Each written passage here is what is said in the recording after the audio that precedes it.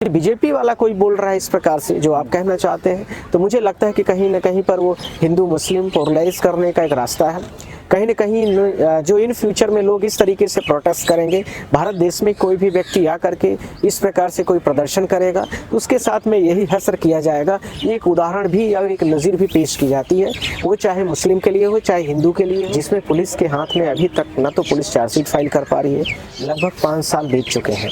जब supreme court के जजमेंटों की हम बात करते हैं, हम लोग भी सुप्रीम कोर्ट में बहुत सारे मैटरों को कंटेस्ट करते हैं, जिसमें स्पष्ट होता है कि यदि व्यक्ति 1 साल 2 साल से ज़्यादा कस्टडीज में रह रहा है तो उसको तुरंत ही बेल ग्रांट करने के लिए पर्याप्त सबूत होता है। और ट्रायल के चार्जशीट भी पूछी जाती है कि ट्रायल का क्या स्टेज चल रहा है, अर्थात how many witnesses are examined और how many witnesses are pending before the trial. तो इस ग्राउंड के आधार पर कोर्ट बिल्कुल ही मान जाती है।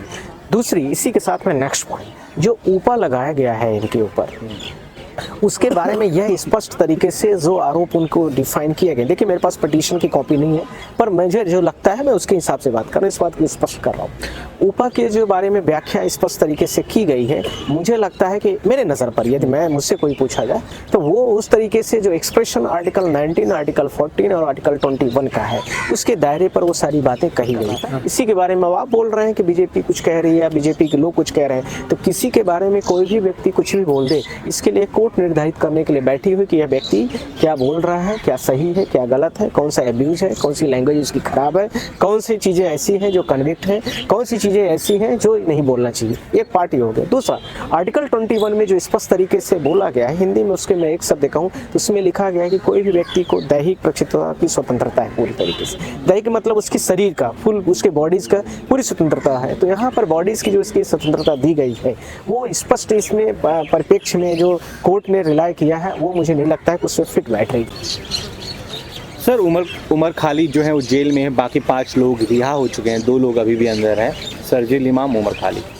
मैं आपसे यह कहना चाहता हूं कि कोर्ट को उसमें रिकंसीडर करना चाहिए, और जो उसमें पेनाल्टीज़ के साथ में कुछ बैरीज ऐसी चीज़ों को इम्पोज किया है, उसमें भी कहीं ना कहीं पर रोक लगानी चाहिए। जो पहली शर्त उन्होंने यह रखा है कि 1 साल तक इन लोगों को दोबारा बिल नहीं फाइल कर सकते, अर्थात 6 बिलें जो व्यक्ति फाइल कर चुका हो उसके बारे में यह कह देना कि वो दूसरी बिल न फाइल करे।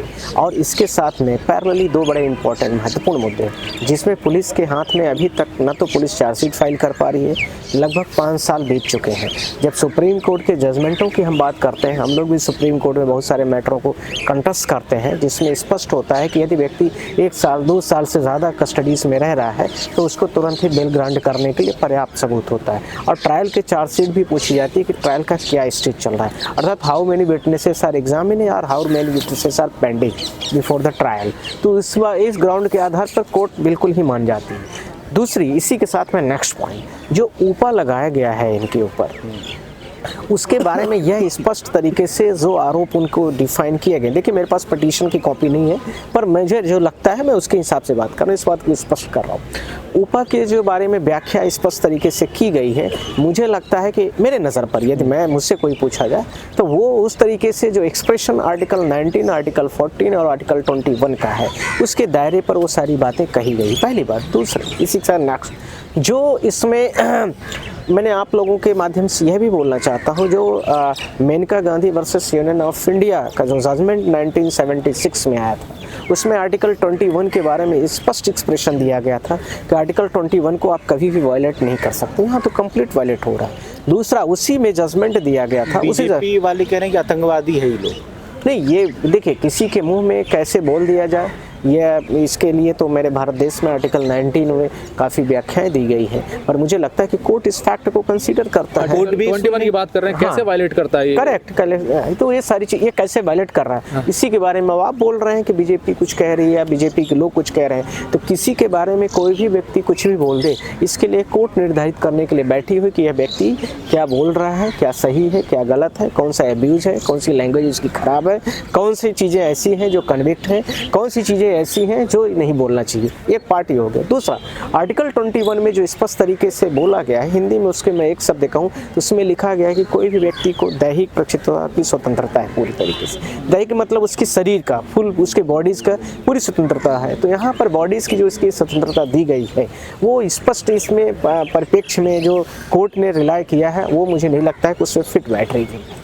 इसके आर्टिकल्स में स्पष्ट कहा गया है कोई भी व्यक्ति जो स्पष्ट दैहिक स्वतंत्रता दी गई है, उस व्यक्ति के लिए नियम कानून भारत के संविधान में जितने, चाहे किसी भी जाति से हो, किसी भी कॉज से हो, सबके लिए बराबर है। अर्थात आर्टिकल 14 का कंप्लीट इसमें सारी चीज़ें होना चाहिए। दूसरा, इसी के साथ में आर्टिकल 19 का भी एक्सप्रेशन है दिया गया, यानी उसकी बॉडीज़ का एक्सप्रेशन पूरी तरीके से किया जाना चाहिए और वो करते भी हैं। इसी के साथ में 21 फिर उसको सुपरलीड करता है और उसमें सुपरलीड करते हुए सारी चीज़ों की व्याख्या करता है। तो ये तीनों चीज़ों का यहाँ पर कंप्लीट वायलेशन हुआ। साथ ही साथ में जो जिस प्रकार की लोग और विचारधाराएं होती हैं, उस इस तरह की अपनी अपनी व्याख्याएं देते हैं। कई बार रेडिकल चीज़ें होती हैं, कई बार लोग अपनी अपनी व्याख्या को अलग अलग तरीके से इंटरप्रिटेट करने लगते हैं। तो जो जिस पार्टी से जुड़ा होता है, मुझे लगता है कि उसकी विचारधारा भी लगभग यह मान के मानी जाती है कि वह व्यक्ति इसीलिए उस चीज़ों को कहीं न कहीं पर उसको फॉलो पर लेता है। यदि बीजेपी वाला कोई बोल रहा है इस प्रकार से जो आप कहना चाहते हैं, तो मुझे लगता है कि कहीं न कहीं पर वो हिंदू मुस्लिम पोलराइज करने का एक रास्ता है।